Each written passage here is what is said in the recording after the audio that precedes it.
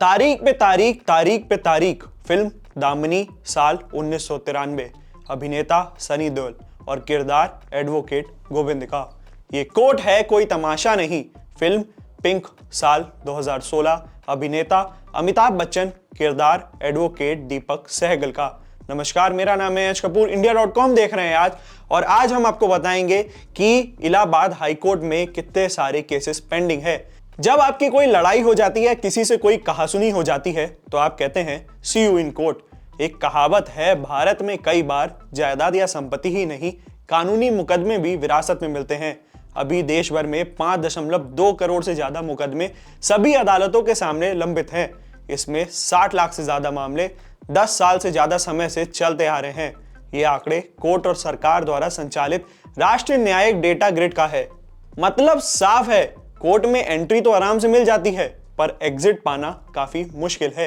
इन्हीं सबके बीच उत्तर प्रदेश में केसों की समस्या गंभीर है। यहाँ की सभी अदालतों में तारीख पे तारीख की जगह केस पे केस हो चुके हैं।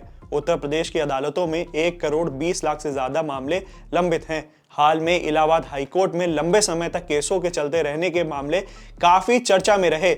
इस साल फरवरी में एक फैसले में सुप्रीम कोर्ट ने कहा कि उनके सामने इलाहाबाद हाईकोर्ट के कई ऐसे मामले आ रहे हैं जो 3 दशक से लंबित हैं।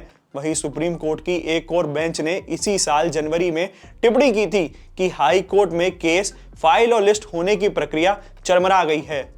इलाहाबाद हाईकोर्ट में पेंडेंसी यानी लंबित केसों की बढ़ती समस्या देखते हैं। इस वक्त इलाहाबाद हाईकोर्ट के सामने 11 लाख से ज्यादा केस लंबित हैं। हाल ही में प्रकाशित भारत न्याय रिपोर्ट 2025 में यह पाया गया कि इलाहाबाद हाईकोर्ट के हर जज के सामने औसतन 15,000 मामले लंबित हैं।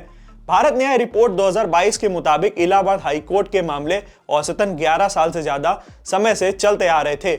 इस रिपोर्ट के लिए 25 प्रदेशों की अदालतों का अध्ययन किया गया। इसमें उत्तर प्रदेश में हाईकोर्ट के केस लंबित होने का औसतन समय सबसे ज्यादा था। आइए आपको बताते हैं मुकदमे की इतनी बड़ी संख्या से उन लोगों पर क्या असर पड़ता है जो इन केसेस से जुड़े हैं। पेंडिंग मामले सिर्फ एक आंकड़ा नहीं है। केस लंबित होने का मतलब है किसी का जेल में पड़े रहना, संपत्ति का मामला दशकों तक ना सुलझना और सबसे बढ़कर इंसाफ न मिलना। बातचीत में कई वकीलों ने बताया कि जिनके मुकदमे चल रहे हैं वह बेहद परेशान है। सीनियर एडवोकेट एक मुवक्किल के बारे में बताते हैं कि जब उनसे बात होती है तो वो कहते हैं कि वकील साहब, क्या मेरे मरने के बाद केस खत्म होगा? विशेषज्ञों का मानना है कि केस की बढ़ती पेंडेंसी के कई कारण हैं। मार्च 2025 में केंद्रीय कानून मंत्री अर्जुन राम मेघवाल ने राज्यसभा में इलाहाबाद हाईकोर्ट के केस पेंडेंसी के बारे में एक सवाल का जवाब देते हुए कहा कि पेंडेंसी सिर्फ जजों की कमी के कारण नहीं। उन्होंने कहा कि पर्याप्त इंफ्रास्ट्रक्चर, वकील, जांच एजेंसी, वकील द्वारा वक्त मांगना, इन सब वजहों से मुकदमे लंबे चलते हैं। इलाहाबाद हाईकोर्ट में सीनियर वकील का कहना है कि अगर कार्यपालिका अपना काम ठीक से करता है तो कई मामले कोर्ट तक नहीं पहुंचेंगे।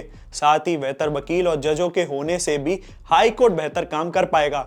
उन्होंने कहा, कई बार यह भी होता है कि आपके पक्ष में फैसला आया पर उसका पालन नहीं किया जा रहा, तो ऐसी हालात में फिर से कोर्ट जाना पड़ता है। कुछ वकीलों का यह भी कहना है कि कोविड महामारी के बाद कुछ हाईकोर्ट केसेस फाइलिंग ऑनलाइन होने लगी थी। लोग ऑनलाइन बहस भी करते थे। दूसरी ओर अभी इलाहाबाद में यह सुविधा कम है। कोर्ट के सामने कई सारे मामले और इसी वजह से यहाँ हर दिन कीमती होता है। कई बार अनेक वजहों से वकील हड़ताल पर भी चले जाते हैं। जैसे इस साल मार्च में जस्टिस यशवंत वर्मा के तबादले के मुद्दे पर हाईकोर्ट बार एसोसिएशन के हड़ताल ने ऐलान किया था। यह हड़ताल 5 दिन तक चली थी। इससे पहले इसी साल फरवरी में भी वकीलों ने जजों की नियुक्ति न होने पर 1 दिन का हड़ताल किया था। इलाहाबाद हाईकोर्ट में जब भी मुकदमे के लंबित रहने का मुद्दा उठाया जाता है तो चर्चा जजों की संख्या में इर्द गिर्द घूमती है। इलाहाबाद हाईकोर्ट में कुल 160 जजों के पद हैं। इसमें लखनऊ बेंच भी शामिल है। हालांकि सरकारी डेटा के मुताबिक फिलहाल केवल 88 पदों पर जज की नियुक्ति की गई है, यानी जजों के 72 पद खाली हैं। मुकदमों को सुनने के लिए हाईकोर्ट में जज के पास रोज लगभग 5 घंटे या 300 मिनट का समय होता है। ऐसे में अगर एक जज एक केस को 5 मिनट भी सुनता है तो 60 मामले ही सुन पाएंगे। ऐसे में कुछ वकीलों की यह भी शिकायत है कि कुछ जज समय पर नहीं बैठते। जजों की नियुक्ति पर कोर्ट के जज और सरकार के बीच खींचतान भी चलती रहती है। फिलहाल सुप्रीम कोर्ट में इस बात पर भी मुकदमा भी चल रहा है कि सरकार सुप्रीम कोर्ट द्वारा भेजे गए नामों को जज के रूप में नियुक्त क्यों नहीं कर रही। अप्रैल में इलाहाबाद हाईकोर्ट के जज की नियुक्ति के मामले के दायर याचिका पर सुनवाई करते हुए उत्तर प्रदेश सरकार और हाईकोर्ट प्रशासन से जवाब मांगा गया। हालांकि अब देखना यह होगा कि जजों की नियुक्ति से क्या केसों की सुनवाई में स्पीड आएगी। तमाम ऐसी वीडियोस के लिए बने रहिए हमारे साथ, देखते रहिए इंडिया.com। कैमरे के पीछे थे हमारे साथी रमेश।